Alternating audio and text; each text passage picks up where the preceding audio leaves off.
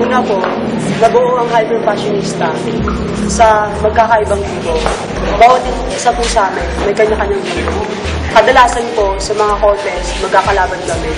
Di bali ako po yung unang tumatayong grupo na leader na palaban dancer.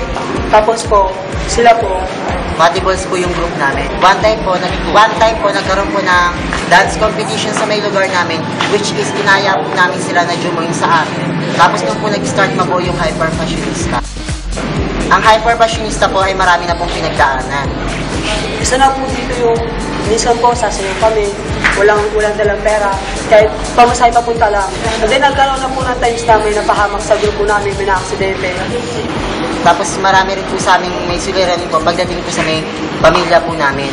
Hindi po naman kasi lahat po legal na sumasayaw sa amin, kaya yung iba po pinagbabawalan. Pero dahil po sa kagustuhan namin na makasayaw po, at hindi po namin ginagawa ang pagsasayaw na ito para magpa-impress po sa iba, bagkus ginagawa po namin ang aming sarili na maging inspirasyon sa mga kabataan.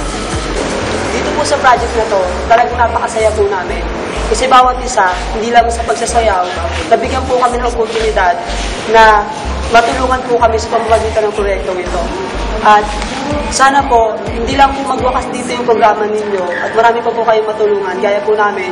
Kasi hindi lang po kayo dancer, yun lang po yung kaya namin gawin. Parang meron sa bawat isa sa amin, may personalidad na dapat namin gampanan tulad po ng pag-aaral. So napakalaking obligasyon po at napakalaking opportunity ng programa nito para sa amin.